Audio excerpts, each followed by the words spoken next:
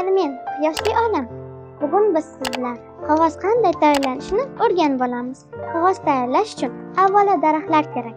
Daraxtning po'stlog'i va yaproqlari qog'ozning asosiy xom ashyosi hisoblanadi. Daraxtlarni kesgandan so'ng ularni kichik bo'laklarga ajratishadi.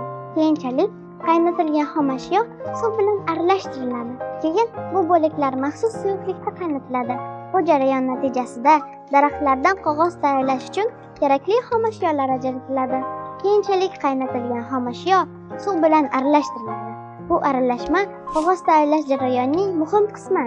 Aralashma keyin maxsus qurilmalardan o'tkazilib, yupqa qog'oz parda shakliga keltiriladi. Keyin esa u yaxshilab quritiladi. Qurigan qog'oz parda kesiladi va maxsus qoliplarga joylanadi. Shundan so'ng u qog'ozga aylanib, biz foydalanishimiz uchun tayyor bo'ladi. Odatda biz turli rangdagi va shakldagi qog'ozlarni ko'ramiz. Qog'ozni rang-barang qilish uchun maxsus bo'yoqlar va materiallar qo'shiladi. Kitoblar, daftarlar, rasm chizish va boshqa ko'plab narsalar tayyorlash uchun bizga albatta qog'oz zarur. Ana shunday qilib, biz qog'oz tayyorlash jarayonini o'rganib chiqdik. Har kuni biz qog'ozdan foydalanamiz. Shuning uchun u qanday tayyorlanishini bilishimiz muhim. Tabiiy fanlar bilan o'qish va o'sishda davom eting.